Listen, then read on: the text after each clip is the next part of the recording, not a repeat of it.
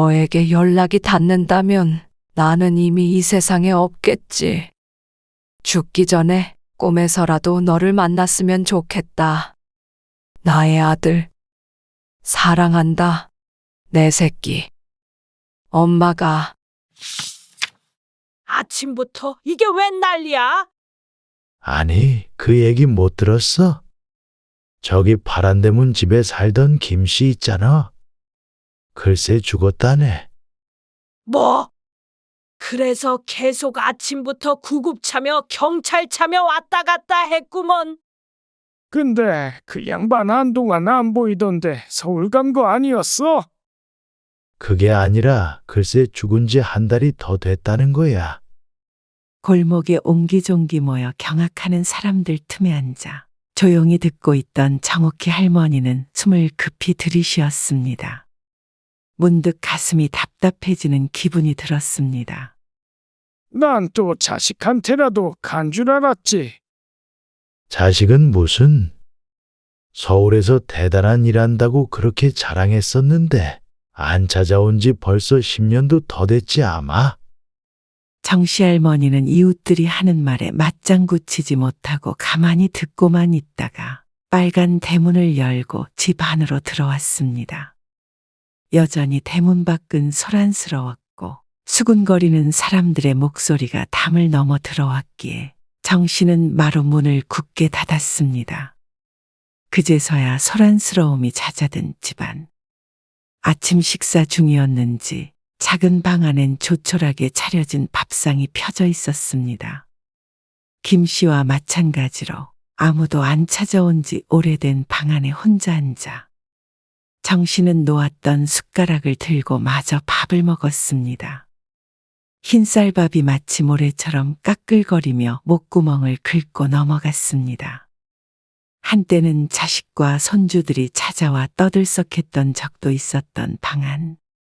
밥알을 씹으며 정 씨는 아들을 떠올렸습니다.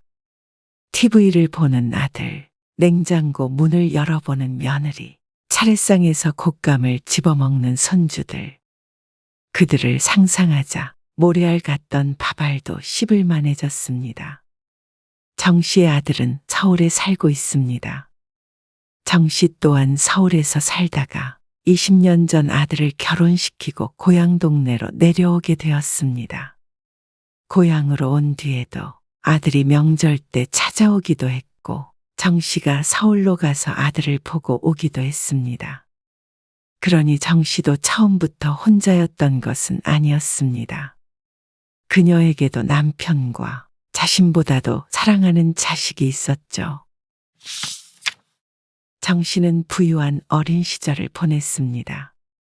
유년 시절엔 고향에서 찢어지게 가난했지만 가족 모두 상경한 뒤에 아버지가 평화시장에서 옷장사를 하며 집안 살림이 크게 폈습니다. 그 일대에서는 알아주는 부자가 되었죠. 그래서 행복한 나날을 보내나 싶었지만 어머니가 일찍 돌아가시는 바람에 정 씨의 불행이 시작되었습니다. 정 씨의 어머니가 돌아가신 지 얼마 안 돼요. 아버지는 새어머니를 들였는데 그때부터 정 씨는 거의 남이 자식처럼 컸다고 해도 과언이 아니었습니다. 새어머니도 딸이 하나 있었는데 아버지는 정 씨보다도 새로운 부인과 딸에게 더 정성을 쏟았습니다. 정 씨는 고등학교까지는 아버지 가족과 함께 살다가 성인이 돼서는 혼자 나와서 살아야 했고 정 씨 또한 아버지는 없는 셈 치고 살자 마음먹었습니다. 어린 나이부터 고생을 하다가 만난 게 정 씨의 남편이었습니다. 하지만 부모도 없고 가난했던 남편. 가난과 가난이 더해지니 또 다른 가난이 되었습니다. 그 시절엔 힘들어도 다들 자식 둘 셋은 낳고 살았는데 정 씨는 둘 셋은 엄두도 못 냈고 아들 하나를 낳았습니다. 그땐 힘들었지만 남편과 자식을 보며 살 수가 있었죠. 하지만 남편은 어린 나이부터 힘든 일을 해서 그런지 일찍 병을 얻고 말았는데 그 병원비까지 감당하기엔 정 씨 가족은 가진 게 너무 없었습니다. 불행인지 다행인지 병을 얻은 남편은 일찍 세상과 등을 지게 되었습니다. 그렇게 정 씨는 홀로 아이를 기르게 되었는데 몇 마디 말로는 전부 설명하기 힘든 시절이었습니다. 고왔던 손은 마디가 굵고 거친 험한 손이 되었고 본래 나이보다도 10년은 늙어 보일 정도로 모진 고생을 해가며 아이들을 키웠습니다. 그렇게 억척스럽게 자식 키워서 뭐하게? 자식이 그 마음이나 알아주는 줄 알아? 자기 자신도 생각하면서 살아야지. 본인 인생은 인생 아닌가? 주변으로부터 정 씨가 자주 들은 말이었습니다. 그래도 저는 아들만은 좀 더 나은 세상에서 살게 하고 싶어요. 그게 제 유일한 소망이에요.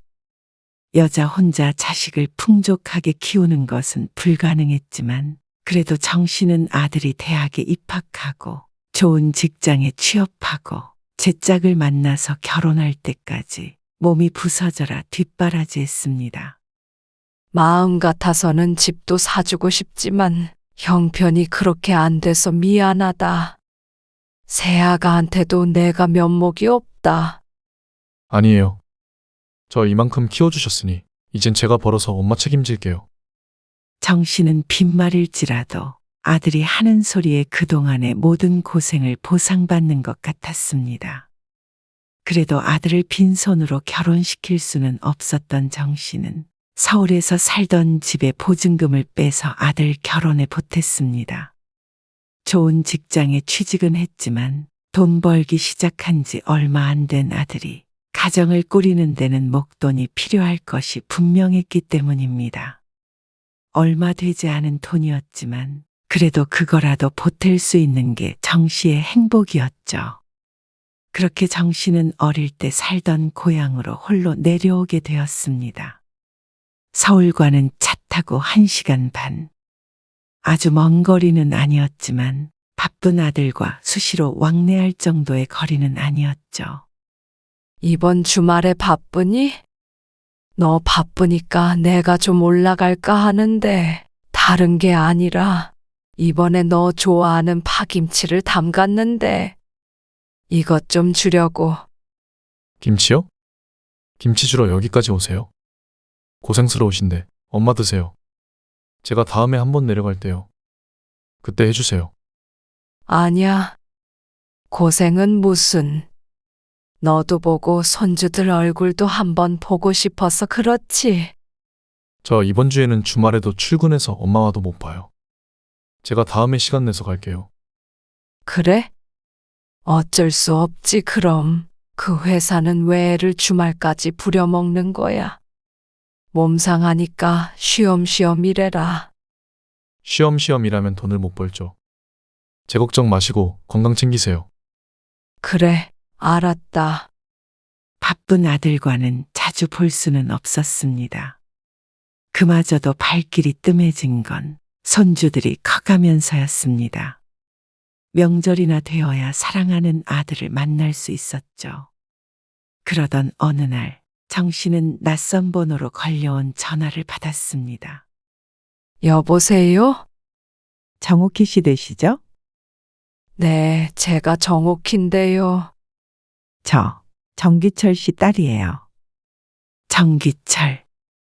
재혼을 하고 인생에서 정 씨를 지워버렸던 친아버지였습니다.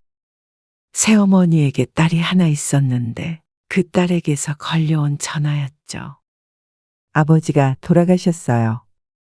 그 순간 들었던 감정은 슬픔이 아니었습니다.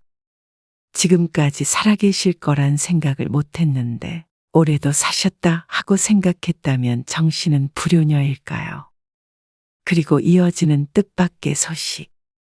아버지가 돌아가시며 남긴 재산이 상당한데 정 씨의 상속분을 협의하기 위해 전화를 걸었다는 것이었습니다.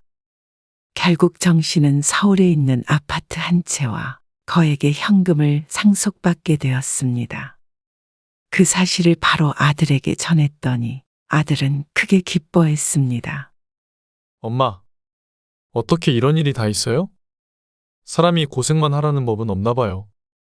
그리곤 그 주 토요일 아들이 며느리와 손주 둘을 데리고 정 씨를 찾아왔습니다. 엄마, 이제 이사를 가시는 게 어때요? 이 집에서 사시는 거 신경 쓰였어요. 제가 생활이 좀 더 나아지면 엄마 이사시켜 드리려고 했는데 잘 됐어요. 아니다. 말이라도 고맙다. 나는 이 집에서 그냥 살 거야. 안 그래도 너희 부르려고 했어. 우선 돈은 받으면 너한테 주마. 그게 무슨 말씀이세요? 내가 그렇게 큰 돈을 쓸 일이 뭐 있겠냐. 너 줄 테니까 네가 그 돈으로 이사도 가고 그래. 너 결혼할 때 집 한 채 못 해줬던 게 마음에 걸렸는데 정말 잘 됐지 뭐냐. 엄마, 아들의 눈시울이 붉어졌습니다. 어머니 정 씨도 마찬가지였죠. 그리고 상속받은 돈은 모두 아들에게 주었고 서울의 아파트는 월세를 놓고 정 씨는 그 월세로 생활을 하게 되었습니다. 빠듯했던 생활이 한결 윤택해졌습니다. 그리고 그 아파트는 나중에 정 씨가 죽으면 아들에게 물려줄 유일한 재산이 되었습니다. 정 씨는 이 모든 것이 꿈인 듯 얼떨떨했습니다. 말년의 인생이 이렇게 피나 싶었습니다.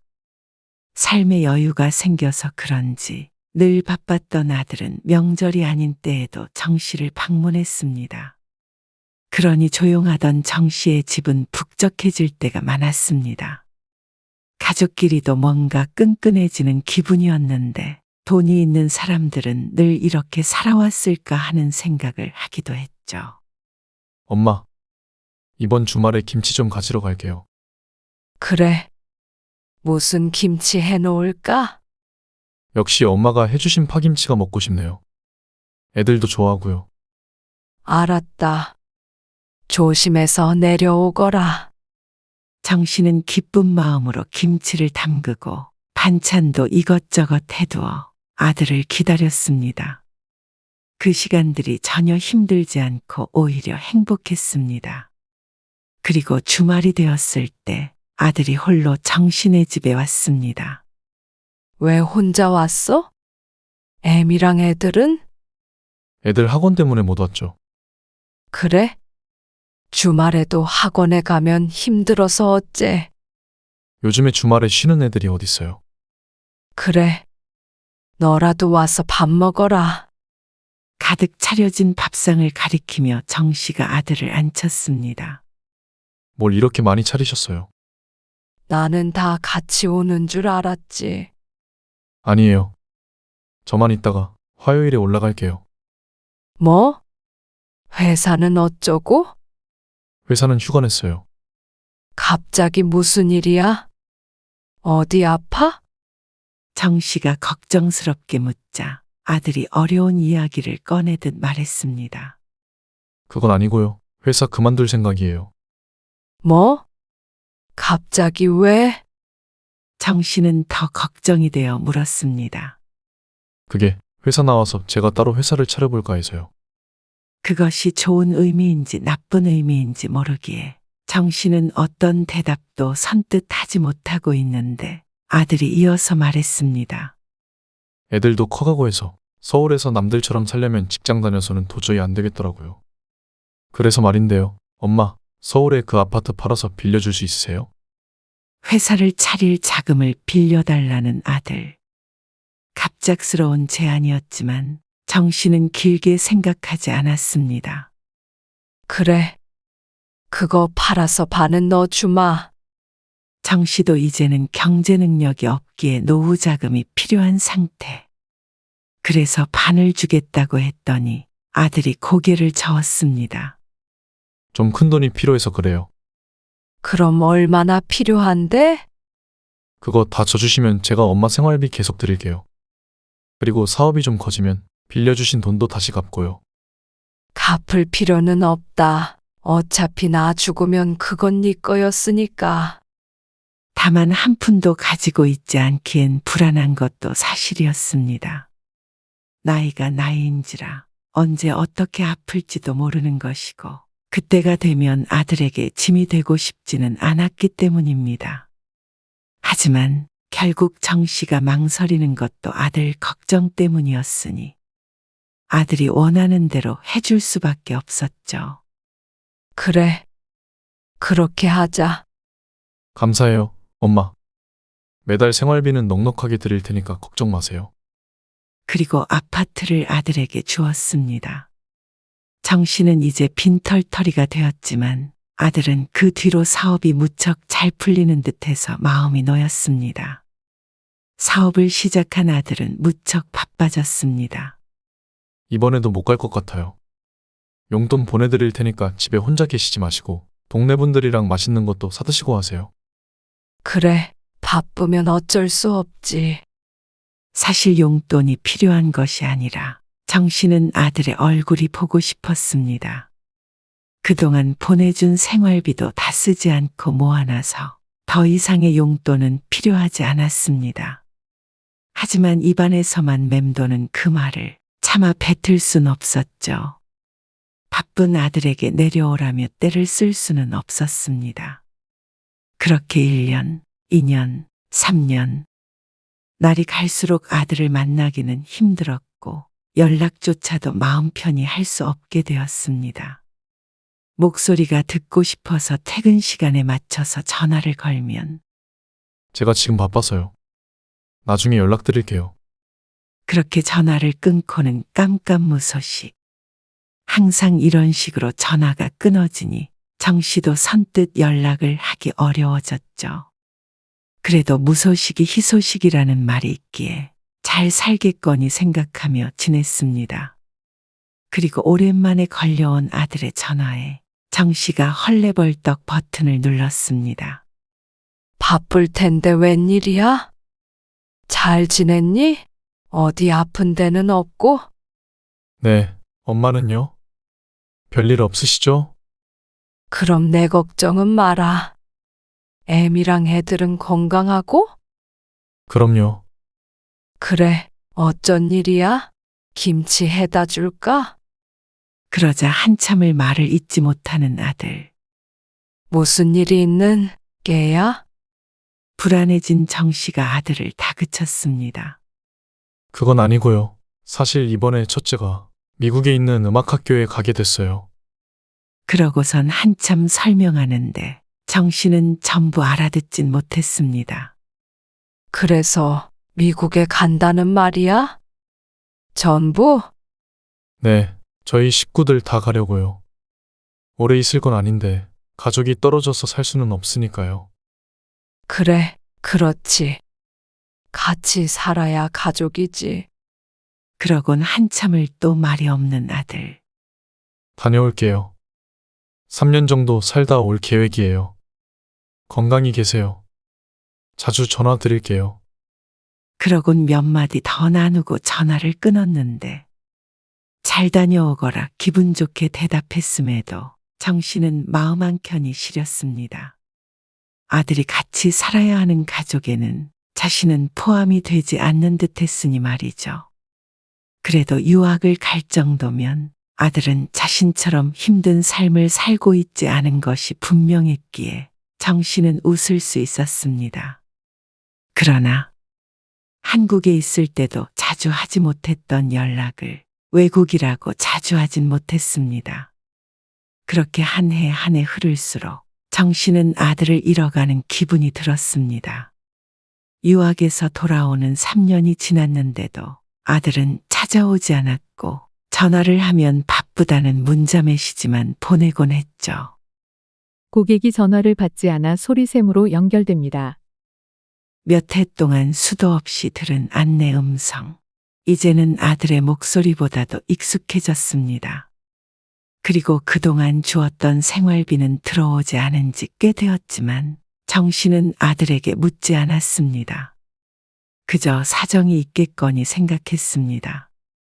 시간이 더 흐르자 아들에게선 연락이 끊겼고 정 씨도 아들을 찾아가거나 연락을 하는 것이 망설여졌습니다. 아들이 어떻게 사는지도 궁금했고 손주들도 궁금했지만 정 씨를 궁금해하는 사람은 세상에 단 한 명도 없었죠. 그렇게 세월이 흘러 이제는 80대가 된 정 씨. 근 몇 년간 정 씨는 무척 외로운 삶을 살았습니다. 혼자여서도 외롭고 궁핍한 생활 때문에도 사무치게 외로웠죠. 아들이 준 생활비를 모아뒀었는데 이미 다 써버린 지 오래였고 연금만으로 근근히 살아가고 있었습니다. 한때는 아들을 원망하기도 했습니다. 물려줄 재산이 있을 땐 부르지 않아도 주말마다 찾아오던 아들. 이제 가진 것 없는 부모는 관심 바뀌겠지. 그렇게 세상에 홀로 남겨진 듯한 삶이 계속되자 아들에 대한 원망보다는 그리움이 커졌고 그러한 삶에도 익숙해져 갔습니다. 정 씨는 대충 먹은 아침밥상을 정리했습니다. 이가 아파서 많이 먹지도 못해 팔은 앙상했습니다. 바깥엔 사람들이 다들 들어갔는지 어느새 사위가 조용해져 있었습니다.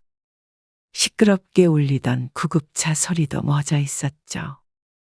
달그락 설거지를 하고 앉아 있다가 문득 핸드폰을 들었습니다. 숫자 1을 꾹 누르려다가 머뭇거리며 다시 핸드폰을 덮고 말았습니다. 이미 소용없는 짓인 걸 알고 있었지만 매일 같은 행동을 반복하고야 맙니다. 정 씨는 다시 자리에서 일어나서 양치질을 하려고 화장실로 들어가는데 화장실 문은 부서진 지 오래라 횡하니 뚫려 하니 훤히 다 보였습니다. 하지만 방문하는 사람도 없는지라 그냥 그렇게 사용하고 있습니다. 정 씨는 뿌옇게 때가 낀 화장실 거울을 오래도록 들여다보았습니다. 머리는 빠져 부스스했고 검버섯과 주름이 온 얼굴을 뒤덮고 있는 웬 노파가 자신을 보고 있었습니다. 그 모습을 애써 외면하고 양치질을 한 뒤에 화장실을 나와 한동안 멍하니 앉아 있었습니다. 너무나 적막해서 무서울 지경인 방 안. 아무 소리도 들리지 않으니 오히려 쨍하는 이명이 들리는 듯도 했습니다. 그래서 정 씨는 리모컨을 들어 TV를 틀어놓았습니다. 오늘의 날씨를 알려드립니다. 전국 대부분 지역이 맑다가 차차 흐려져. 뉴스에서 기상캐스터가 전하는 말을 그대로 따라 읊는 정 씨. 이렇게 하지 않으면 하루 종일 말을 할 일이 없어서 저녁 때가 되면 목이 잠기기 때문에 몇 년 전부터는 이렇게 뉴스에서 하는 말, 드라마 속의 사람이 하는 말 같은 걸 따라하곤 했습니다. 그마저도 종일 하고 있을 수는 없기에 방에 먼지도 쓸어보고 이불 속에 누워 낮잠을 청해보지만 잠은 오지 않았습니다. 날이 부쩍 쌀쌀해졌지만 보일러는 돌지 않아 이불 속도 춥기는 마찬가지였습니다. 뜬 눈으로 천장에 무늬만 새다가 다시 몸을 일으켰습니다. 아침에 먹은 것이 소화가 잘 안 되어 점심은 건너뛰었고 오후가 되자 해가 강해지는 시간에 문 밖을 나서는 정 씨. 칠이 다 벗겨진 빨간 대문을 열고 나오자 대문 앞엔 빛바랜 플라스틱 의자가 하나 놓여 있었습니다. 정 씨는 오후 1시가 지나고부터는 대부분 이곳에 앉아 있었습니다. 지나가는 사람이라도 구경해 보려고 하는데 워낙 조용한 마을이고 살던 사람들은 대부분 떠나서 노인만 10명 남짓 살고 있기 때문에 마주치는 사람은 거의 없었습니다. 따뜻하다.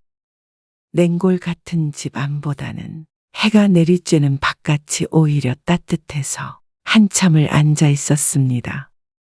그러다가 오랜만에 발소리가 들려 고개를 들어보니 동네 가장 윗집에 살고 있는 노인이 다가왔습니다. 정씨 또 나와 있네. 그럴 줄 알고 전화도 안 하고 찾아왔어. 그렇게 말하는 노인은 정 씨가 살고 있는 집주인이었습니다. 월세 5만 원에 안 쓰는 낡은 집을 내줬던 동네 사람이었죠. 내가 말이야. 몇 달만 있다가 우리 집이랑 이 집 다 정리하고 아들네로 들어가게 됐어. 정 씨는 대답하지 않고 노인을 물끄러미 쳐다보았습니다. 다 처분하고 갈 생각이라서. 정씨 사정은 알지만 집을 좀 비워줘야 하는데. 딱하다는 표정으로 말을 이어가는 집주인. 근데 서울에 아들 있다고 하지 않았어? 아들한테 연락해봐. 우리 나이 땐 혼자 살면 안 돼. 나도 몸이 아파서 더 이상 이 시골에선 살 수가 없을 것 같아서 그래. 이번에 김씨 그렇게 되고 나서 생각이 많아지더라고. 정씨도 잘 생각해봐. 정 씨가 알았다고 대답하자 주인은 돌아섰습니다. 그러고 30분을 허공만 쳐다보며 있던 정 씨. 정 씨도 자리에서 일어나 집으로 들어갔습니다. 그리고는 다시 한참을 석상처럼 방에 앉아서 생각에 잠겼습니다. 꽤 오랜 시간이 흐르고 이내 정신을 차린 정 씨. 점심을 건너뛰었기에 조금 이른 저녁을 먹기 위해 다시 밥상을 차렸습니다. 물에 만 찬밥과 쉰 파김치 몇 조각, 오늘 아침밥상, 어제 저녁밥상, 그 전날의 밥상과 같았습니다. 그리곤 집안을 꼼꼼히 청소를 하곤 한참을 앉아서 무언가를 써내려갔습니다. 조용한 와중에 볼펜이 서걱서걱 종이에 마찰되는 소리만 들려왔습니다. 멈췄다, 썼다, 멈췄다, 썼다. 1시간 정도를 그렇게 써내려가다가 이내 마침표를 찍고 종이를 접어 옆에 놓았습니다. 그리곤 또 한참을 앉아서 허공을 보고 있었습니다. 초겨울 해가 짧아져 어느새 집안은 어둑해졌는데 정씨는 불도 켜지 않은 채 앉아 있었습니다.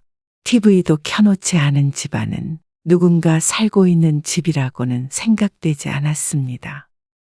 그리고 다음 날 날이 밝았고 집안은 여전히 조용했습니다. 달그락 설거지하는 소리도 들리지 않았고 대문 밖을 나서는 소리도 들리지 않았습니다. 그리고 몇 주 뒤 집주인이 정신의 집에 들렀을 때 다시 동네가 시끄러워졌습니다. 아니, 정 씨 얘기 들었어? 한 동네에서 이게 무슨 일이야? 나도 무서워서 우리 딸한테 오늘 전화 넣었잖아. 동네엔 구급차와 경찰차가 도착해 있었고 집주인이 들고 있던 종이를 경찰에게 건넸습니다. 여기? 이게 옆에 있었어요. 경찰이 종이를 펴서 안의 내용을 읽어보았고 그 편지는 얼마 뒤 아들에게 전해졌습니다. 아들에게 잘 지내니? 날씨가 추워져 걱정이다. 너는 어릴 때부터 환절기마다 감기를 달고 살았잖니. 네가 언제 이 편지를 발견할지는 모르겠다. 한 달이 될지, 2달이 될지, 1년이 될지. 너에게 연락이 닿는다면 나는 이미 이 세상에 없겠지. 요란스럽지 않게 가고 싶으니 장례를 치르려거든 하루만 하거라. 관은 제일 싼 것으로 하고, 그리고 이 집 보증금 100만 원은 꼭 받아가라. 아들아, 삶이 외롭고 쓸쓸하다.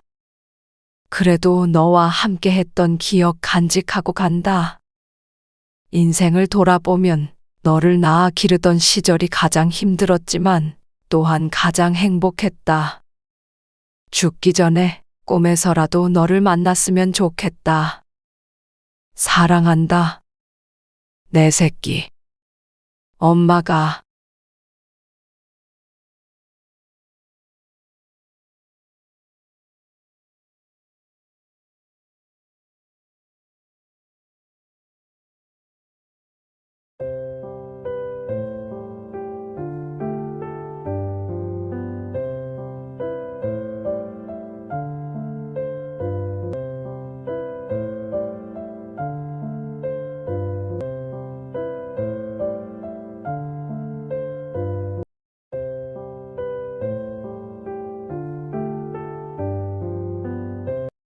이게 웬 황당한 소리니? 너희가 나가는 게 아니라 나보고 나가라는 거야, 지금? 여긴 내 집이다. 저희는 이제 둘째까지 내 식구가 됐는데 그럼 저희가 나가요? 첫째도 겨우 이 집에 적응했는데 또 떠돌이처럼 살 수는 없잖아요. 너 처음부터 이럴 작정이었어? 이 애미한테서 이 집을 뺏어가려고 한 거야. 엄마, 왜 제가 엄마 집을 뺏는다고 생각하세요? 그냥 저한테 물려준다고 생각하시면 안 돼요? 저 결혼할 때 안 사주셨던 집 지금 준다고 생각하시면 되잖아요. 뭐? 너 결혼할 때 전세 살 돈도 마련해줬고 사업한다 뭐 한다 하면서 틈틈이 네가 손 벌릴 때마다 도와줬었다. 그 돈 다 합치면 집 한 채는 사주고도 남았어. 누가 들으면 제가 엄마 쫓아내기라도 하는 줄 알겠어요. 평생 사실 수 있게 월세집 구해드린다니까요.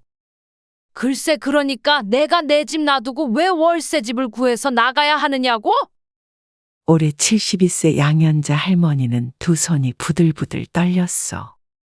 무어라도 쥐고 있었다면 아들을 향해 냅다 집어던졌을 것이요. 하나밖에 없는 금쪽 같은 아들은 이제 남보다도 못한 날강도가 되어 평생 키워준 어머니를 집에서 내쫓으려 하고 있어. 양씨 할머니는 아들을 자신의 집으로 받아준 순간을 후회했어. 그리고 그 전에 아들과 서로 있는 듯 없는 듯 살았을 때가 훨씬 좋았다고 회상했어. 양씨가 30이 조금 넘었을 때 아들을 낳았어. 남편도 자신도 가진 것 없이 밑바닥부터 시작했기에 아이를 키우며 세상의 모진 풍파를 다 견뎌야 했어.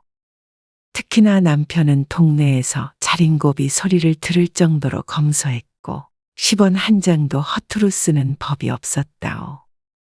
그렇게 살다 보니 자식도 키우고 집도 마련하고 그렇게 다른 사람들처럼 살아갈 수 있었구려. 그런 양씨 부부와 아들은 전혀 다른 성향을 가지고 있었어. 20대 중반에 그럭저럭 괜찮은 직장에 들어갔던 아들은 어느 날 사업을 하겠다고 회사를 갑작스레 때려치웠어. 엄마, 아빠. 한 푼 두 푼 모아서는 절대 부자가 될 수 없어요. 언제까지 이렇게 살 순 없잖아요. 직장 그만두고 사업을 해보려고 해요. 웬 사업? 네가 그런 사업을 해본 적이나 있냐? 사업을 해본 적 있는 사람만 하는 건 아니잖아요. 정말 확실한 기회예요. 양 씨의 남편은 그런 아들을 무척 못마땅해 했어. 창식이랑 반씩 투자해서 가게를 차리기로 했어요. 친구와 함께 술집을 차리겠다는 아들. 그런데 제가 아직 모아둔 돈이 없는 거 아시잖아요.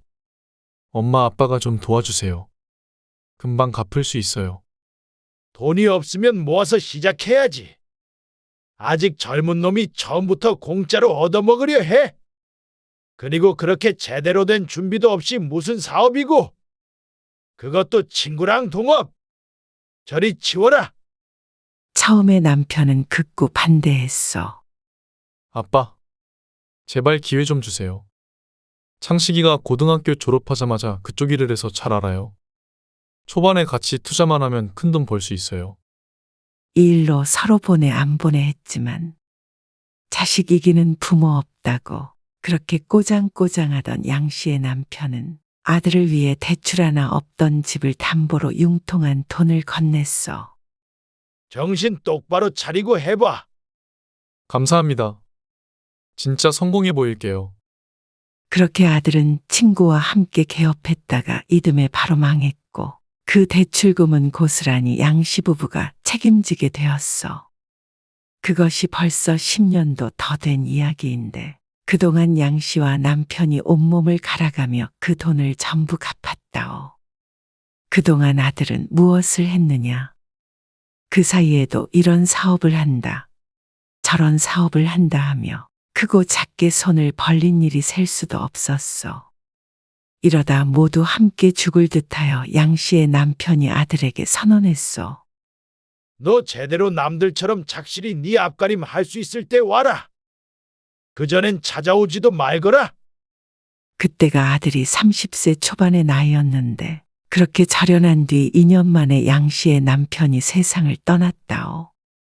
주변 사람들은 아들이 하도 속을 썩여 70세도 안 된 젊은 나이에 갑작스레 떠났다며 안타까워했고 남편의 죽음을 계기로 양 씨와 아들은 다시 왕래하게 되었어. 그리고 얼마 뒤 아들은 결혼을 했고 하늘로 올라간 남편이 굽어살핀 덕인지 그토록 노래를 부르던 사업도 일이 잘 풀려 드디어 아들도 한 사람의 몫을 하며 살아가게 되었다오. 일 바쁠 텐데 이번 명절엔 안 와도 된다. 안 그래도 그 얘기 드리려고 전화했어요. 이번 명절에는 준이 데리고 해외여행 좀 다녀오려고요. 엄마도 같이 가실래요? 생활이 피긴 폈는지 하루가 멀다 하고 이리저리 쏘다니는 아들. 외국 나가면 돈만 많이 쓰지. 아이 엄마 또 돈 얘기하신다. 누누이 말했잖아. 잘 될 때 더 아껴야 해. 버는 것보다 어떻게 쓰는지가 더 중요한 거야. 꼭 아빠처럼 말씀하세요. 아이고 알았어요. 여행이야 데리고 가주면 고맙지만 아들의 씀씀이가 보통이 아닌 것이 문제였어. 사업이 어떻게 돌아가는지는 양 씨가 알 수는 없지만 옛날에 쫄딱 망했던 때를 떠올리면 기쁜 마음보다는 걱정스러운 마음부터 들었다오. 괜한 기우겠지만 사업이란 것이 한순간에 잘못될 수 있다는 것을 아들을 통해 배운지라 아예 근거 없는 걱정은 아니었어. 하지만 아무리 잔소리 해봐야 마음먹은 아들이 귀담아 들을 리는 없었어. 물론 네가 알아서 잘하겠지. 네, 걱정 마세요. 그래서 안 가신다고요? 그래. 너희끼리 다녀와라. 우리 엄마는 호강시켜 드리려고 해도 따라주질 않으시네. 아들은 웃으며 전화를 끊었어. 그 뒤로도 큰 집으로 이사도 가고 좋은 차도 타고 승승장구하는 듯한 아들. 하지만 왜 불행한 예감은 틀리질 않는지. 얼마 못 가 아들이 며느리와 손주를 데리고 양 씨를 찾아왔어. 요즘 바쁜 거 같더니 다 같이 웬일이야? 연락도 없이. 일이 좀 많았어요. 무슨 일이길래 이렇게 피골이 상접했어? 근심이 많아 보이는 아들과 며느리의 모습에 양 씨가 물었어. 사실 우리 가족 다 거리에 나앉게 생겼어요. 그게 무슨 말이야? 나앉다니? 말 그대로예요. 집도 넘어가고 차도 뺏기고 빈털털이 됐다고요. 아이고, 양 씨가 자리에 주저앉았어. 10여 년 전의 악몽이 되살아나는 듯했어. 왜 또 그렇게 된 거야? 사업을 확장하다 보니까 여기저기서 좀 끌어다 썼어요. 근데 일이 꼬여버려서 너? 그러길래 내가 돈 함부로 쓰지 말라고 그렇게 말했잖냐? 아니 엄마, 돈을 많이 써서 망한 게 아니라고요. 사업이 원래 그래요. 한번 자금이 막히면 아니다. 엄마한테 이런 얘기 해봤자 무슨 소용이 있겠어요. 그럼 이제 어떻게 되는 거야?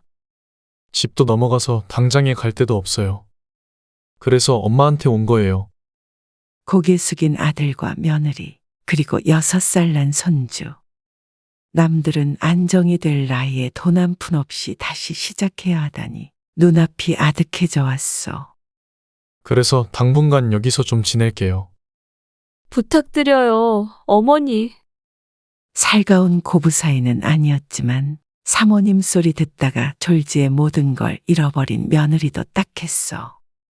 그래, 별 수 있니? 불편하겠지만 일단 들어와서 살아라. 바짝 모아서 다시 일어나면 되잖냐? 감사해요. 엄마 죄송해요. 그렇게 아들네 가족은 양 씨가 살고 있는 아파트로 이사를 했어. 오래된 아파트였지만 아들도 이곳에서 자랐고 내 식구가 지낼 만큼은 넉넉했어. 안방은 너희가 써라. 준이도 같이 자지? 네. 큰 방 하나면 돼요. 양 씨 혼자 사용하던 화장실 딸린 안방은 아들네에게 내주었고 양 씨는 작은 방으로 짐을 옮겼어. 혼자 살다가 아들 며느리와 살려고 하니 불편함이 컸지만 남편이 떠난 뒤 적적했던 마음을 메워주는 듯 안정감이 느껴지기도 했어. 밥 먹고 출근해라. 아들 부부를 챙기는 것은 양 씨의 몫이 되었어. 며느리까지 아침밤 낮없이 일을 했기에 집안일이나 밥을 차리는 일은 양 씨가 할 수밖에 없었어. 하지만 둘 다 집에 있는 날이 별로 없기에 크게 고되지는 않았어. 아침이야 먹는 둥 마는 둥 나가고 저녁은 자신이 먹을 때 좀 더 만들어 놓으면 늦게 들어와 알아서 차려 먹었어. 문제는 손주 준이었는데 아직 유치원에 다니고 있어서 양 씨가 유치원에 등하원을 시켜야 했어. 어머니 준이 자요? 진작 잠들었지. 별일은 없으셨고요? 무슨 별일이 있겠어.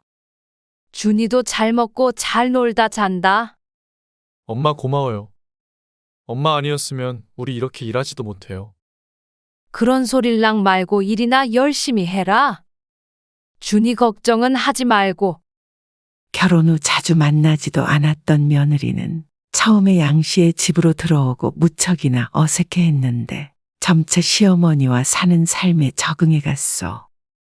매일 일만 하느라 이런저런 돈 나갈 일이 없으니 돈은 착실히 모였고 마음도 여유가 생기기 시작했어. 양 씨도 이렇게 함께 사는 삶도 나쁘지 않다고 생각하게 되었다오. 그러던 어느 날이었어. 손주를 유치원에 보내고 오랫동안 알아온 동네 친구를 만났어. 언니 나 요즘 여기 가슴 쪽에 몽우리 같은 게 잡혀서 신경 쓰여. 검사 한번 받아보려고. 자신의 겨드랑이 부근을 만지며 하는 말에 양 씨도 고개를 갸웃했어. 나도 있는데? 이게 있으면 안 되는 거야? 그러자 친구가 만져보더니 화들짝 놀라는 것 아니겠어? 어머 언니. 언제부터 있었던 거야? 글쎄 얼마 안 된 것 같긴 한데. 왜 그래? 혹시 유방암 아냐? 그러자 양 씨의 눈이 크게 뜨였어. 유방암? 설마? 혹이겠지. 몇 달 전에 검사했을 때도 혹 몇 개가 있다는 소리를 들었기에 무언가 만져줘도 그러려니 하고 있었던 양 씨. 아니야 언니. 나 아는 사람도 이렇게 만져져서 병원 갔는데 유방암이더래. 너도 있다며? 그러니까 검사해 본다 그러는 거지. 암이면 어떡해? 심란해진 양 씨가 다시 한번 몽우리 같은 걸 만져보았어. 동그란 구슬이 들어가 있는 듯한 느낌에 이리저리 만져보았는데 통증은 느껴지지 않았다오. 아프지는 않은데. 그게 그렇게 만진다고 아픈 줄 알아? 언니도 당장 병원 가서 검사해봐. 생각지도 못했던 일에 양 씨는 병원 예약이 잡힌 다음 주까지 내내 마음이 어지러웠어. 이러한 사실을 아들에게는 알리지 않았다오. 일주일 뒤 초음파를 해보더니 심각한 표정을 짓는 의사를 보며 양 씨는 침을 꼴깍 삼켰어. 왜 그러세요? 유방암이 맞아요? 한참을 화면을 들여다보던 의사는 정밀 검사를 해봐야 한다고 대답했어. 와장창 하늘이 무너지는 소리가 환청처럼 들렸어. 그럼 암일 수도 있다는 건가요? 아직은 모르고요. 검사를 해봐야 알 수 있습니다. 병원을 나오면서도 정신을 제대로 차릴 수가 없었어. 결과가 나올 때까지 또 기다려봐야 한다는데 단순 혹이 아닌 듯하다는 말을 들으니 이미 암 진단이라도 받은 듯 했어. 엄마 오늘 왜 그래요? 어디 아파요? 얼굴이 새하얗게 질린 채 멍하니 앉아있는 양 씨가 이상했는지 아들이 물었어. 그러자 옆에 있던 며느리도 양 씨를 의아하게 쳐다보았어. 아직 결과가 나온 것은 아니지만 혼자서 감당하기엔 너무나도 두려웠어. 그래서 입 밖으로 터져나오는 말을 멈출 수 없었어. 사실은 한참을 양 씨의 말을 듣던 아들과 며느리도 큰 충격에 휩싸인 듯 대답을 하지 못했어. 일을 어쩜 좋니? 아니겠죠. 그냥 혹이겠죠. 저번에도 혹 있다고 하셨잖아요. 그런데 이번엔 좀 다른가 봐. 어떡해요? 한순간에 초상집이 되어버린 집. 너희한테 괜히 말했나 보다. 신경 쓰지 말어라. 결과 나오면 그때 얘기하자. 결과적으로 말하자면 약 2주 뒤 양 씨와 아들은 유방암이 아닌 양성종양이라는 사실을 알게 되었고 현재로선 수술도 필요 없다는 진단을 받았어. 지난 2주가 지옥 같았던 양 씨는 이제야 숨통이 트이는 것 같았어. 노심초사하던 아들도 한시름 났다며 크게 기뻐했어. 이번 계기로 양 씨는 무엇보다도 건강이 중요하다는 사실을 깨달았다오. 그런데 아들은 이번 일을 계기로 다른 것을 깨달은 모양이었어. 며칠 뒤 아들이 양 씨에게 말했어. 엄마, 제가 이번에 진지하게 좀 생각을 해봤는데요. 무슨 이야기를 하려고 그러는지 목소리를 쫙 깔고 말하는 아들의 양 씨는 괜히 긴장이 되었어. 뭘 생각해봤길래 분위기를 잡어? 이번에 엄마가 진짜 암에 걸린 줄 알고 저도 마음고생을 좀 했거든요. 그래, 너도 그랬지. 내가 괜히 미리 말을 해서는. 아닌 게 다행이긴 한데 언제든지 일어날 수 있는 일이잖아요. 그렇지. 엄마도 이제 연세가 있으시니까 앞으로도 걱정이에요. 그래서 말인데 무슨 소리를 하려고 말을 이리 돌리고 저리 돌리는지. 그래서 무슨 말이 하고 싶은 거야? 건강히 오래오래 살으라고? 엄마가 언제 아플지 모르니까 이 진명에 저로 바꿔주시면 안 돼요? 순간 양 씨는 자신이 잘못 들은 줄 알았어. 뭘 바꿔? 이 집이요. 미리 져주시는 게 낫지 않나 해서요. 아니, 그게 무슨 말이야? 아픈 거랑 집이랑 무슨 상관이야? 혹시나 엄마가 많이 아프거나 특히 치매라도 걸리면 어떡해요? 아는 사람 얘기 들어보니까 어머니가 치매 걸리셔서 진명에 이전하는데 고생 좀 했다고 하더라고요. 아는 사람이 어쩌고 저쩌고 양 씨와 관련도 없는 치매 이야기를 하지만 자세히 들어보면 결국은 지금 집을 자신에게 달라는 것이었어. 어차피 자식은 저밖에 없는데 엄마 돌아가시면 이 집 제 거잖아요.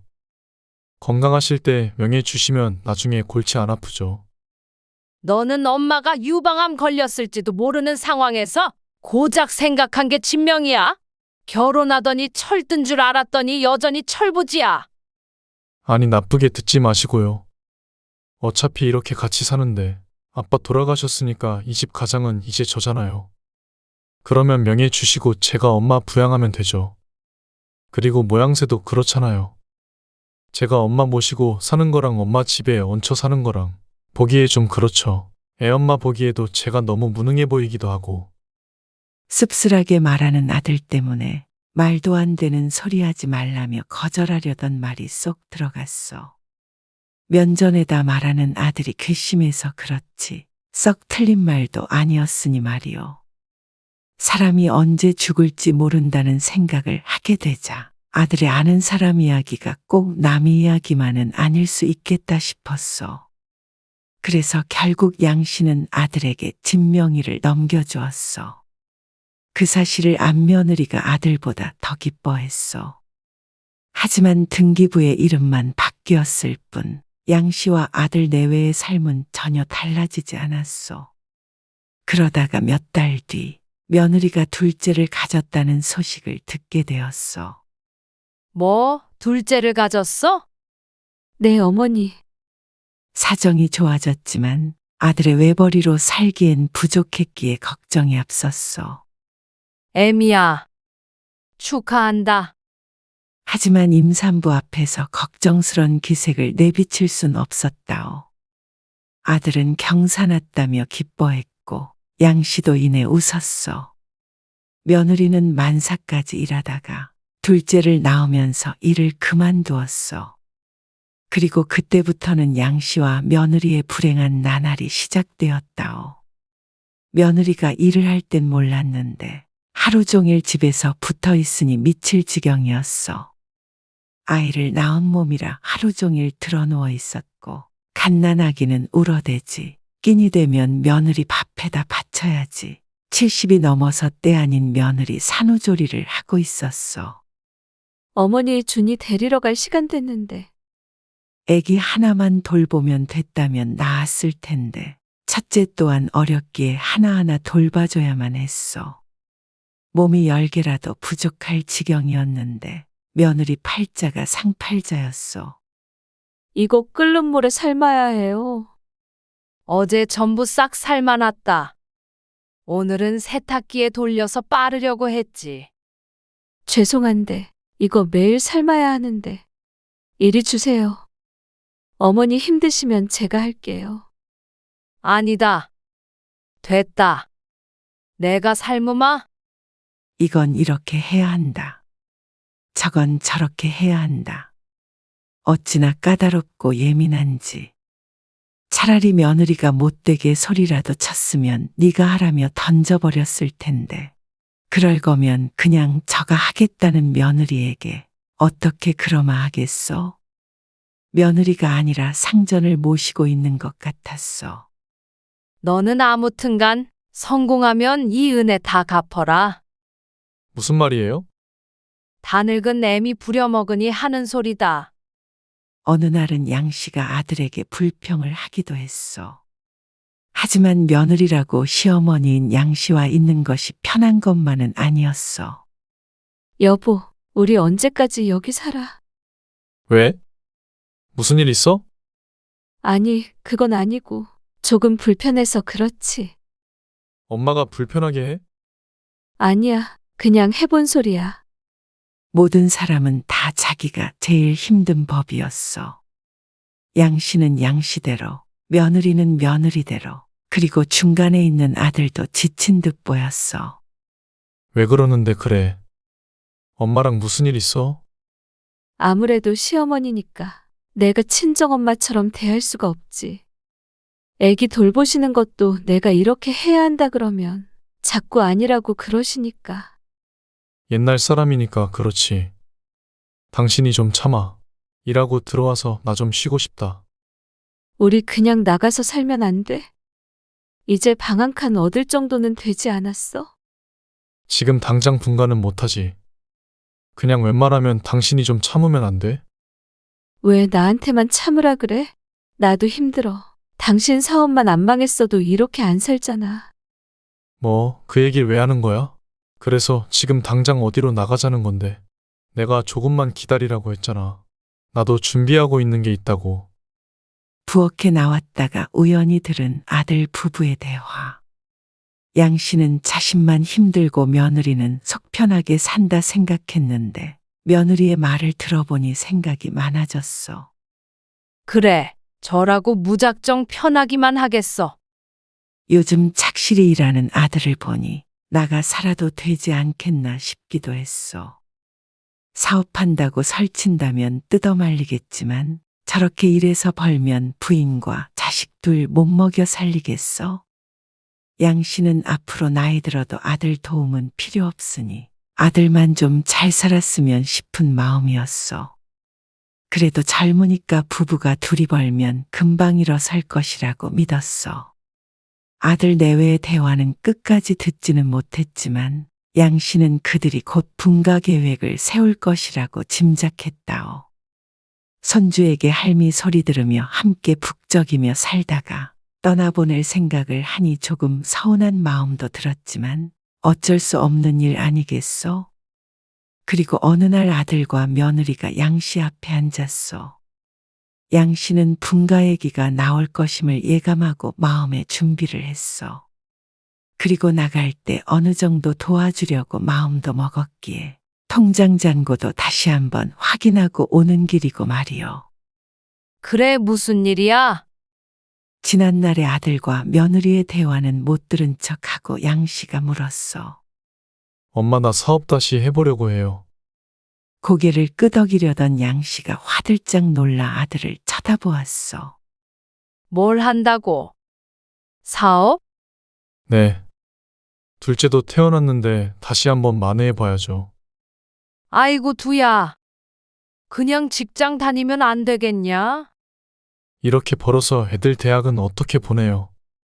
또 무슨 사업을 하려고 그래? 이번에 의류 사업을 해보려고 하는데 이 집으로 대출 좀 받으려고 해요. 그래도 엄마한테는 미리 말씀드려야 할 것 같아서. 허락이 아닌 통보를 하는 아들. 뒤로 넘어갈 것 같은 몸뚱이를 추스리며 양씨가 말했어. 뭐? 너 이 집이 어떤 집인지 모르니? 나랑 너희 아빠가 평생을 바쳐서 지킨 집이야. 너 예전에 사고 쳤을 때도 어땠는지 알면서 또 그 소리를 해. 그때는 제가 뭘 몰랐고요. 이제는 아니잖아요. 그리고 이 집은 엄마 죽을 때까지 가져갈 노후 자금이야. 대출 소리는 다신 하지 마라. 집만 가지고 있으면 뭐가 돼요?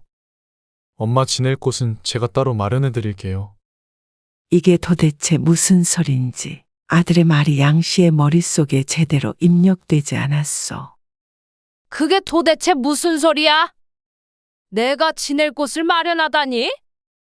엄마도 애들 돌보고 집안일 하시는 거 지친다고 하셨잖아요. 나가서 편히 사실 수 있게 방 구해 드릴게요. 난 네가 무슨 말 하는지 도저히 모르겠다.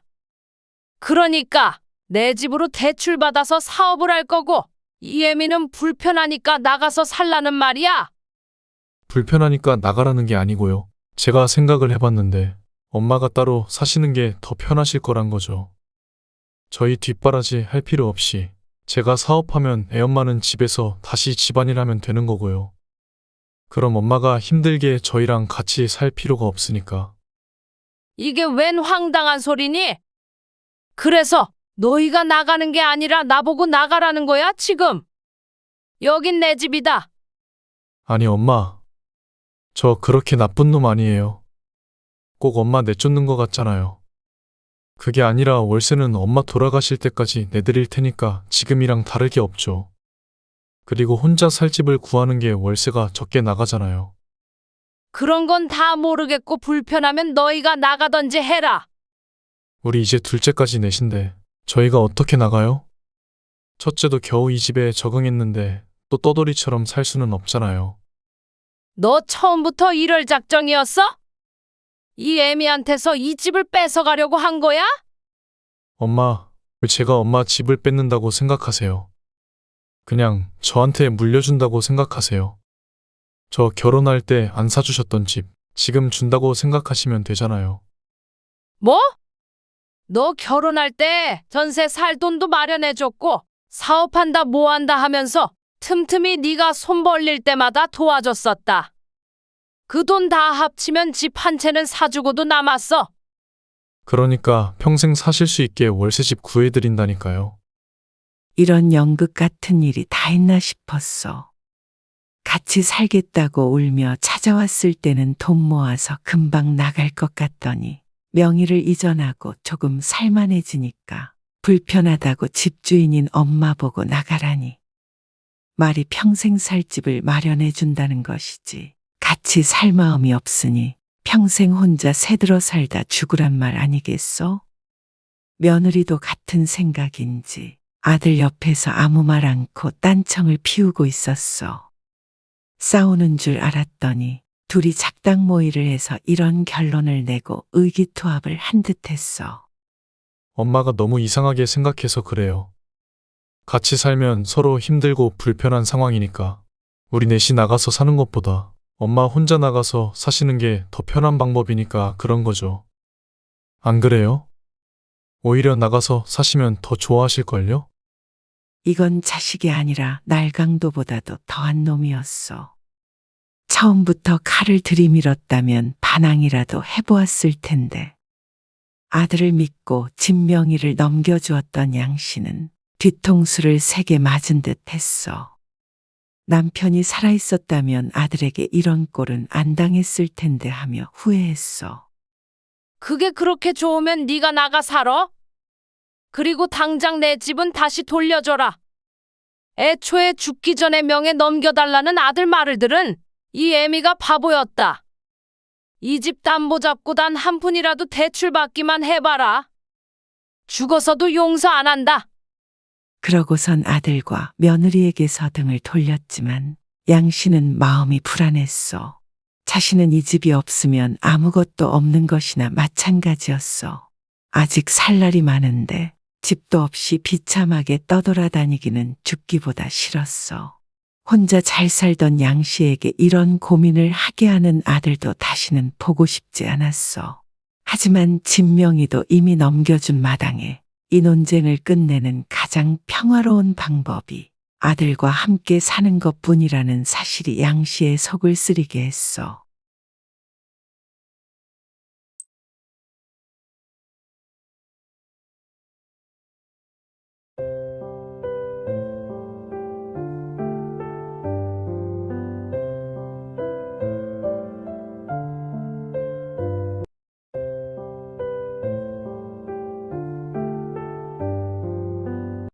다음 추석 때는 처갓집부터 가는 게 공평하다 그래서 그렇게 하라고 했더니 여기선 하루도 안 있고 그 집에는 3일씩이나 있어? 그러면 다음 추석 때는 처갓집에 하루 있고 우리 집에서 3일 잘래? 그게 아니라 엄마. 나는 사위니까 가면 편하게 아무것도 안 하고 맛있는 것만 먹고 쉬다가 오는데 애엄마는 며느리잖아요. 시댁에서 편하게 못 있으니까 그렇죠. 뭐? 내가 언제 며느리 부려먹든? 와도 손 하나 까딱 못하게 했다. 아니, 엄마가 안 시켜도 마음이 불편하잖아요. 그게 얼마나 스트레스겠어요. 엄마도 같은 며느리 입장에서 한번 생각해봐요. 그렇게 불편하면 앞으로 오지 말어라. 이번 일만이 아니다. 나도 그동안 서운한 거 많았지만 며느리 눈치 보느라 한 번도 뭐라 한 적 없다. 나도 참을 만큼 참았는데 더 이상은 안 되겠다. 아들과 통화하던 전화기를 꺼버린 어머니는 올해 75세 된 심정옥 할머니. 심씨 할머니는 아들 며느리와 안 보는 것이 차라리 마음이 편할 것 같다는 생각을 하며 시근덕거리는 호흡을 가라앉히려 노력했어. 고향 것. 내가 지를 어떻게 키웠는데. 올해 38세가 된 하나밖에 없는 아들. 이제 남의 아들이 되어버린 듯 했어. 아들을 결혼시키는 것이 이런 의미인 줄 알았다면 진작 마음의 준비라도 했을 텐데. 며느리를 얻는다고 생각했었던 것이 자신의 고리타분하고 어처구니 없는 상상일 뿐이었다는 것을 지난 몇 년 사이에 뼈저리게 느끼게 되었어. 며느리가 시집 오는 것은 다 옛말일 뿐이었고 심씨 할머니의 아들은 장가를 가서 아예 말뚝을 박은 듯 했다오. 그 옛날 결혼 후 아이가 들어서질 않아 모시고 살던 시아버지에게 모진 구박을 당하며 살았던 심씨 할머니. 10여 년 후 시아버지가 돌아가시고 나서야 기적적으로 늦둥이를 임신했어. 그리고 시아버지가 그토록 권했던 아들을 낳은 것이 심씨가 38세 때였어.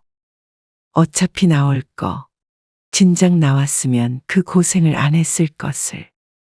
아들은 심씨의 한이었고 전부였기에 누구보다 귀하게 키웠어. 그런 아들이 고등학생이 되었을 때 남편이 세상을 떠났어. 그러나 큰 부자는 아니었어도 남편이 남기고 간 집도 있었고 심씨 또한 경제활동을 하고 있었기에 번듯하게 아들을 키울 수 있었다오. 그렇다고 그 과정이 쉬웠던 것은 결코 아니었어. 심씨 홀로 자식을 키우기엔 세상이 녹록지 않았어. 그렇기에 아들에게 더욱 기대게 되었던 것 같소. 아들은 30 초반까지 취업이 안 되어 심씨가 뒷바라지를 했고 대기업에 들어간 뒤에 생활이 어느 정도 필만하자 결혼을 하겠다며 젊은 여자를 데리고 왔어. 그때가 아들이 34세, 며느리가 28세. 4년 전의 일이요. 상견례 때도 심씨의 미래가 어떻게 될지 단서가 있었지만 심씨는 그땐 미처 몰랐다오. 예비 며느리가 젊어 어느 정도 짐작은 했지만 사돈을 처음 만난 상견례 날 심씨는 깜짝 놀랐어. 나중에 알고 보니 그 당시 심씨가 71세였는데 사돈은 모두 50대였어. 자신이 아들을 늦게 보기도 했고 사돈이 일찍 결혼했기에 서로 나이 차이가 크게 났어. 요즘 시대가 바뀌었다고는 해도 반반씩 하는 건 좀 아닌 것 같지 않나요? 남자가 집, 여자가 혼수. 옛날엔 다 그렇게 살았잖아요. 그래야 맞는 거고. 그리고 곱게 키운 아직 어린 딸 보내는 거니까 사돈어른이 그 정도는 해주실 거죠? 요즘 젊은 사람들은 전부 반반씩 해서 결혼한다던데. 70대인 심씨보다도 오래된 옛날 얘기를 꺼내는 사돈. 하지만 그렇게 말하지 않아도 심씨는 아들이 결혼할 때 꼭 집 한 채는 해주고 싶어서 악착같이 모았다오. 그럼요. 저희가 집은 해가야죠. 안 그래도 애들이 저희 집 근처에 집을 알아보고 있는 것 같더라고요. 아무래도 아기가 태어나면 친정엄마가 봐주고 해야 하니까 이해하시죠? 금시초문이었어. 어디에 살든 직장과 가깝고 사는데 불편함이 없다면 반대할 생각은 없었어. 다만 사돈집과 가깝다면 심씨가 사는 동네와는 자연히 멀어질 수밖에 없었다오. 심씨도 사람인지라 집은 자신이 사주는데 사는 건 사돈 근처라고 하니 서운한 마음이 들 수밖에 없었어. 하지만 굳이 마음의 소리를 바깥으로 꺼낼 필요는 없었어. 네, 이해해요. 아무래도 며느리는 친정하고 가까운 게 마음이 편할 테니까요. 어머, 이렇게 이해심 많은 시어머니 만나서 저희 딸이 행운이네요. 30도 안 된 딸 보내야 해서 너무 마음이 아팠는데 조금 마음이 놓여요. 그리고 우리 사위도 든든하고요. 아들 잘 키우셨어요. 어휴, 제가 드릴 말씀이에요. 이렇게 딸 예쁘게 잘 키우셨는데 당연히 섭섭하시겠죠. 사실 그렇죠. 그러니까 부디 시집살이는 시키지 마세요. 애가 아직 어려서 뭘 모를 때가 있어요. 우리 사위랑 나이 차이가 많이 나잖아요. 그러니까 어리다 생각하고 많이 봐주세요. 6살 차이가 나는 아들과 며느리이고 사실 28세면 어린 나이도 아니었어. 하지만 심씨는 웃으며 말했어. 시집살이는요? 절대 안 시킵니다. 그런 걱정은 하지 마세요. 하지만 이어서 들리는 사돈의 말에 표정 관리가 힘들었어. 그런데 원래 시어머니들이 자기가 시집살이 시키는 줄도 모르더라고요. 저는 딸만 둘이라 잘 모르겠지만. 그러고서는 호호 웃는데 초면에 뭐 이런 사람이 다 있나 싶었어. 웃으면서 비비 꼬는 것인지 아니면 자신의 마음이 비비 꼬인 것인지. 좋은 게 좋은 거라고 웃으며 넘길 수밖에 없었어. 심씨는 상견례를 마치고 집에서 아들에게 말했어. 안사돈이 만만치 않아 보이는데 처가 근처 살면 너 불편하지 않겠어? 그러자 아들이 별 걱정을 다 한다는 듯 웃으며 대답했어. 에이, 그럴 뿐 아니에요. 엄청 잘해주시니까 걱정 마세요. 그럴 뿐이 맞는지 아닌지 자기가 어떻게 안다는 건지. 첫 만남에 그런 말을 하는 것을 보고도 아들은 아무 생각이 없는 듯 했어. 적당한 거리에서 살고 왔다 갔다 하면서 보면 되지. 왜 굳이 그 근처에서 살려고 해? 여자친구가 부모님이랑 같이 살다가 갑자기 나와 살려니까 마음이 그런가 봐요. 상견례 때 보니 며느리와 사돈의 사이가 무척 돈독해 보이기는 했어. 그럼 네 엄마는 생각 안 하니? 속으로만 생각하며 심씨가 말했어. 알았다. 가까이 살면 더 조심해야 해. 싫은 소리 듣지 않게 예의 있게 잘해라. 알았어요. 걱정 마세요. 그리고 심씨는 아들 결혼 자금으로 모아뒀던 돈과 함께 자신이 살고 있던 아파트를 담보로 대출을 더 받아서 집을 마련해줬어.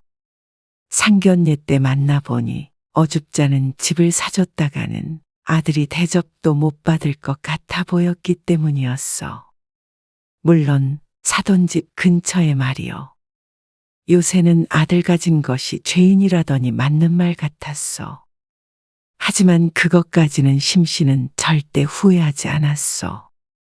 결혼을 하고 얼마 안 되어 며느리가 아들을 낳았어. 심씨는 아이가 태어난 날 병원으로 면회를 가서 창밖으로 아이를 한 번 보고 그 뒤로는 한 번도 보지 못했어.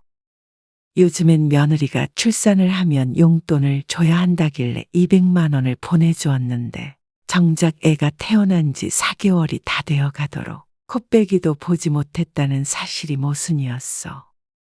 애기는 도대체 언제 볼 수 있는 거니? 바깥바람 쐬면 안 좋다니까. 한두 달 더 있다가 갈게요. 그렇게 보고 싶으세요? 그걸 말이라고 하니? 그럼 내가 너희 집으로 가마. 그러자 아들이 말했어. 그게 아직 장모님이 계셔서 좀 그래요. 몸조리 해준다고 며느리가 산후조리원에서 나오자마자 아들네로 들어간 안사돈. 3개월 동안 아들네에서 나오질 않았어. 아직도 안 돌아가셨어? 언제 가신다든? 모르겠네요. 애기 엄마가 힘들다 그래서. 좀 더 있다가 가실 것 같은데 어쩌죠? 심씨는 한숨을 푹 쉬었어. 아이를 보고 싶은 마음이 굴뚝 같았다오. 남들은 진작에 본 손주를 75세 늦은 나이에 봤으니 어찌 애가 닳지 않겠소? 얼마나 이쁠까. 아들이 사진이나 동영상은 핸드폰으로 보내주지만 심씨는 자신의 손으로 아이를 한번 안아보고 싶었어. 그래도 이제 막몸을 푼 며느리가 불편할까봐 더는 밀어붙이지 못했어. 알았다. 그럼 사돈 돌아가면 알려줘라. 전화를 끊고도 심란했어.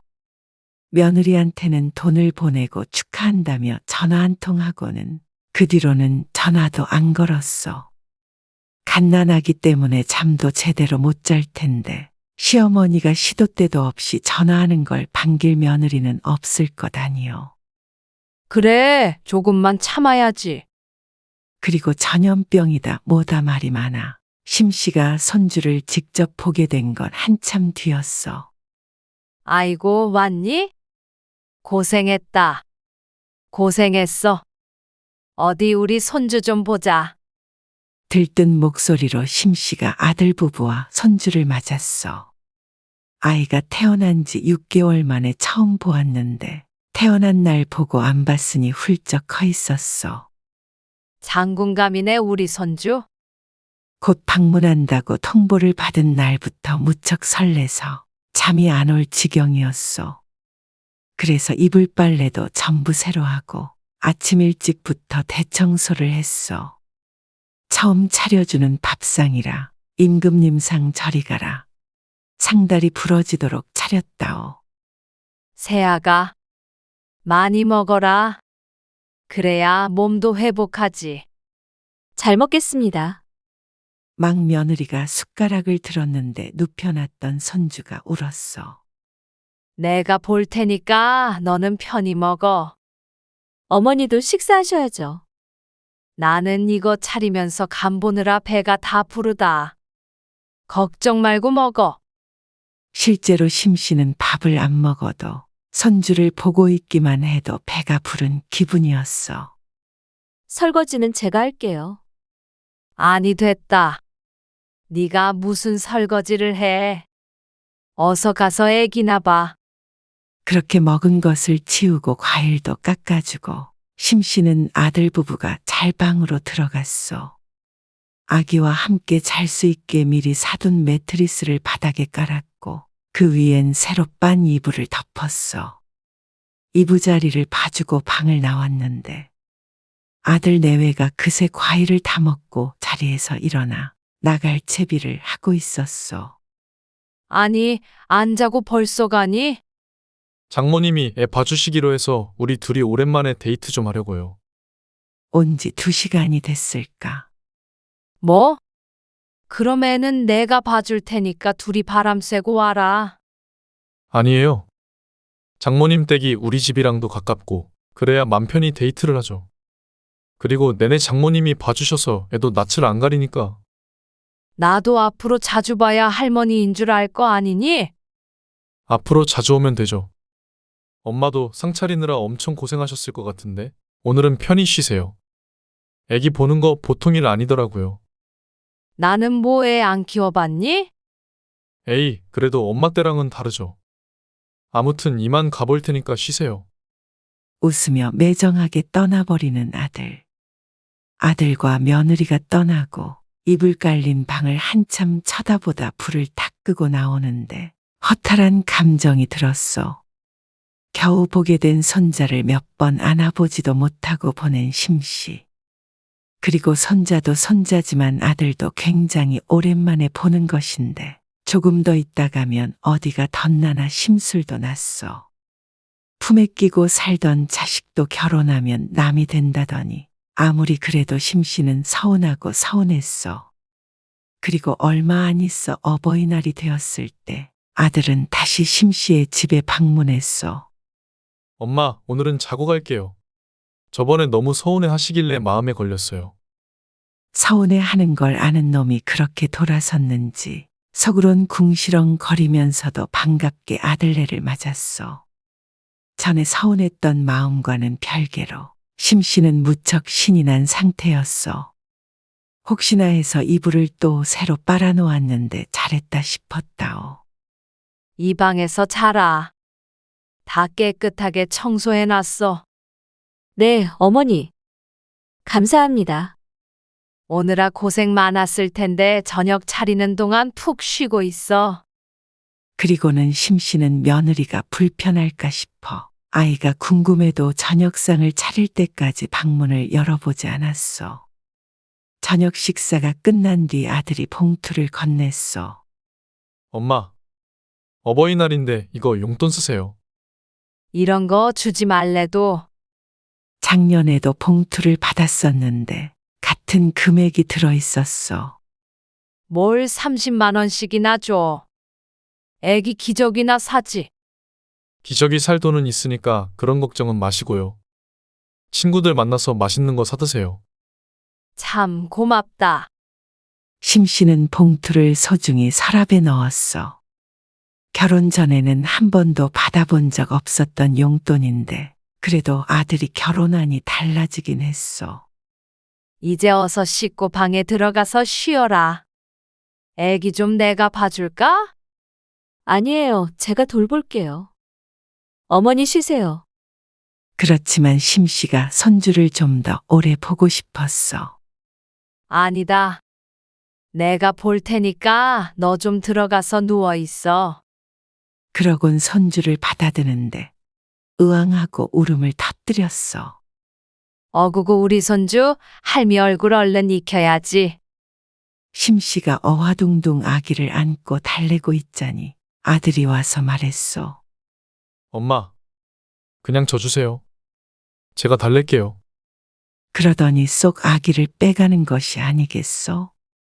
갓난아기니까 우는 것이 당연한 것인데 그새를 못 참고 데려가 버리니 이래가지고는 나중에 할머니 얼굴도 모르게 생겼어.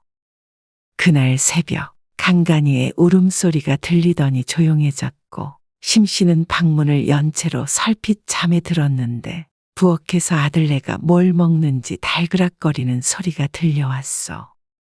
그 소리에 심씨가 얕게 들었던 잠에서 깨어났어. 아까 밥 제대로 못 먹었지? 아니야.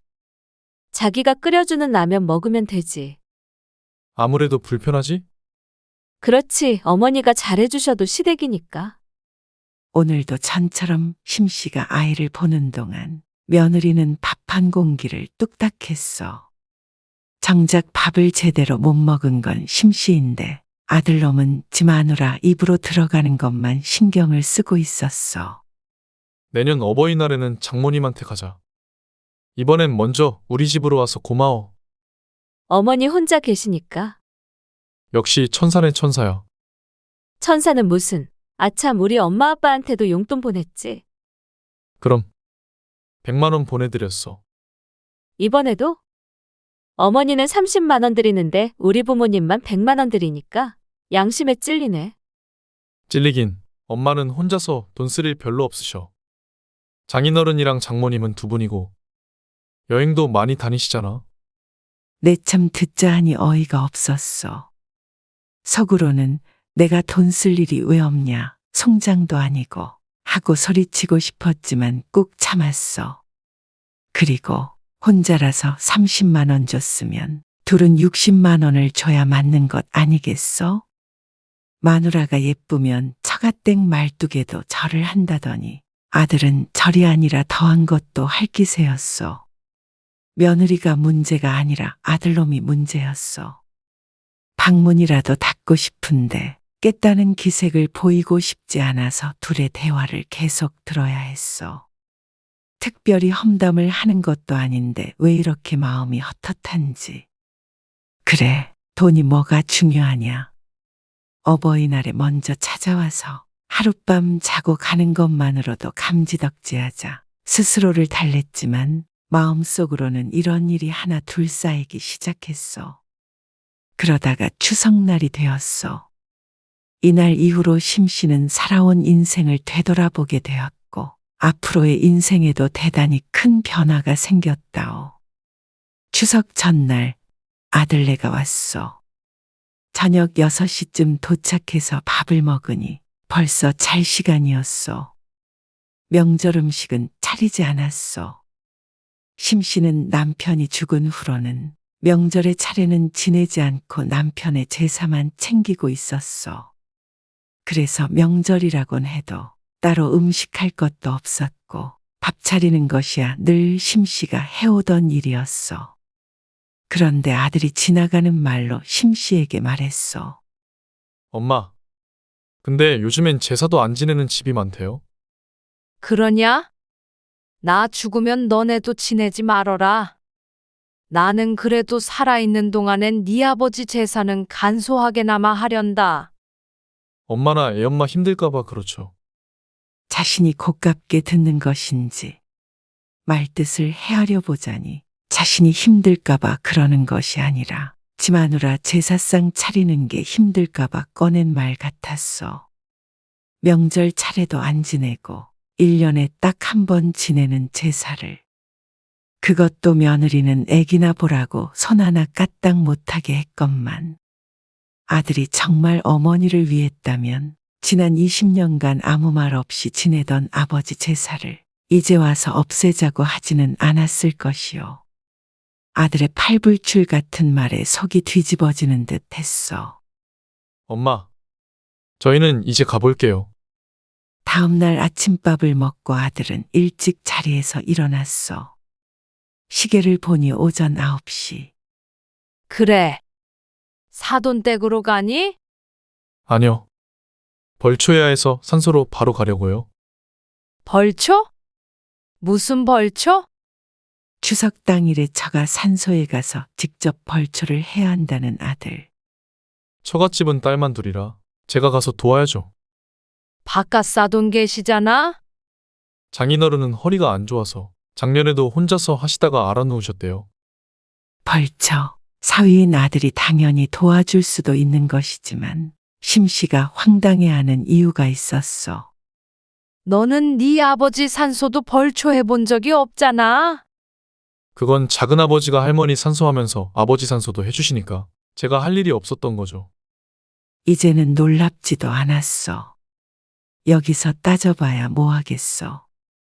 옆에서 눈치만 보고 있는 며느리도 딱하고 자신도 그저 쉬고 싶어 군말 없이 아들을 보내는데 현관문을 나서기 전 아들이 말했어. 아참, 애엄마랑 얘기해봤는데 내년부터는 명절이든 무슨 날이든 번갈아 가면서 먼저 가기로 했어요. 추석에 여기부터 왔으니까 설에는 처가댁에 먼저 갈게요. 그래. 요즘 사람들은 그렇게도 한다는 말을 듣긴 들었다.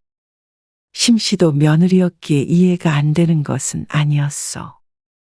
그렇기 때문에 아침밥 먹고 부랴부랴 일어나는 아들 내외를 잡지 않았던 것이요. 알아서들 해라. 차례도 안 지내는데 나는 상관없다. 그러고 아들이 나가고 그래. 네 잘났다. 아들이 떠난 현관에다 대고 한마디 한 것이 전부였어. 이번 추석 연휴는 무척 길었는데 심 씨는 아들이 가고 연휴 내내 홀로 집에 있었어. 누구는 여행도 가고 누구는 가족들이랑 시끌벅적하게 보낸다던데 외로운 마음이 들었어. 그래서 아들에게 전화를 걸었어. 뭐 하고 있니? 애기 얼굴 좀 영상통화로 보여줘라. 그러니까 아들이 대답했어. 지금 장모님 장인어른이랑 저희 집에 가고 있어요. 운전 중이에요. 황당한 말이 들려왔어. 벌써 추석이 지난 지 3일이나 흘렀는데 지금까지 사돈네에 있었다는 아들. 너 여태 거기 있었어? 연휴가 기니까요. 근데 이제 연휴 끝나는데도 또 너희 집에 같이 간다고? 내 연휴에 맞춰서 휴가 내서 괜찮아요. 아들 회사가 괜찮은지 안 괜찮은지 궁금한 것이 아니었는데 아들은 눈치가 없었어. 심씨 집에는 추석 하루 전에 와서 당일 아침 일찍 갔으니 하루도 안 있다가 갔으면서 사돈 식구랑은 일주일 내내 붙어 있겠다는 것 아니요? 서운하다 섭섭하다 그간 한마디도 한 적 없었지만 이것은 참기가 힘들었어. 너희는 공평한 거 그렇게 좋아하더니? 우리 집엔 꼴랑 하루 있고 그 집엔 그렇게 오래 있어? 그러면 다음 추석 때는 처갓집에 하루 있고 우리 집에서 3일 잘래? 그게 아니라 엄마. 나는 사위니까 가면 편하게 아무것도 안 하고 맛있는 것만 먹고 쉬다가 오는데 애엄마는 며느리잖아요. 시댁에서 편하게 못 있으니까 그렇죠. 뭐? 내가 언제 며느리 부려먹든? 와도 손 하나 까딱 못하게 했다. 아니, 엄마가 안 시켜도 마음이 불편하잖아요. 그게 얼마나 스트레스겠어요. 엄마도 같은 며느리 입장에서 한번 생각해봐요. 그러는 너는 처갓집 안 불편하냐?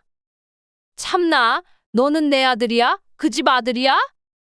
그럼 사돈네는 언제까지 너희 집에 있는다는 거야? 그러자 아들이 머뭇거리며 대답했어. 그게 저희 집에 하루 있다가 월요일, 화요일엔 다 같이 여행 갈 것 같아요. 심 씨는 그 말을 듣고는 소리쳤어. 너 참 처가에 잘한다. 상이라도 줘야겠네.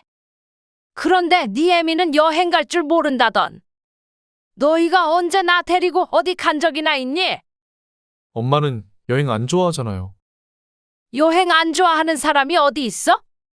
너희 불편할까봐 그랬지? 내뱉는 한마디 한마디마다 어찌나 속을 뒤집어 놓는지 그것도 재주라면 재주였어.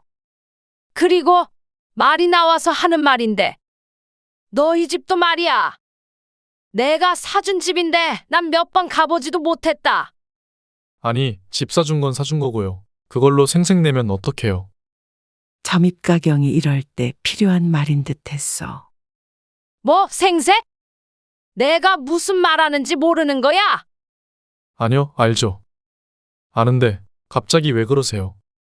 장모님은 애 봐주러 오시는 거잖아요. 네가 나한테 언제 애 봐달라고 한 적이나 있냐? 집에 와도 손주 얼굴도 제대로 못 보게 애만 데리고 방에 쏙 들어가서 나오지도 않잖냐? 내가 뭐 애를 잡아먹기라도 해. 그런 말이 아니잖아요. 좋게 생각하세요, 엄마. 다음엔 엄마 집에서 며칠 있다가 올게요. 그리고 모시고 여행도 갈게요. 됐다. 엎드려 절 받을 생각 없다. 나라고 뭐 다 좋은 줄 알아? 너희 와봤자 나 혼자 너네 수발 드느라 이리 뛰고 저리 뛰고 하느라 힘들어. 아, 엄마. 왜 그러세요? 그리고 우리 집이 그렇게 불편하면 앞으로 오지 말아라. 이번 일만이 아니다. 용돈도 그 집엔 100만 원씩 주는 거 애미가 모를 줄 아니? 나도 그동안 서운한 거 많았지만 며느리 눈치 보느라 한 번도 뭐라 한 적 없다. 나도 참을 만큼 참았는데 더 이상은 안 되겠다. 나도 그냥 혼자 지내는 게 편하겠다. 너도 너희 처가에 가서 맛있는 거 많이 먹고 예쁨 받으면서 살아라. 너도 아들 낳았으니 내가 지금 어떤 기분인지 나중에 느낄 기회가 올 수도 있겠지. 그러곤 심씨는 전화를 일방적으로 끊어버렸어. 심씨 할머니는 아들 며느리와는 영영 안 보는 것이 차라리 마음이 편할 것 같다는 생각을 하며 시근덕거리는 호흡을 가라앉히려 노력했어.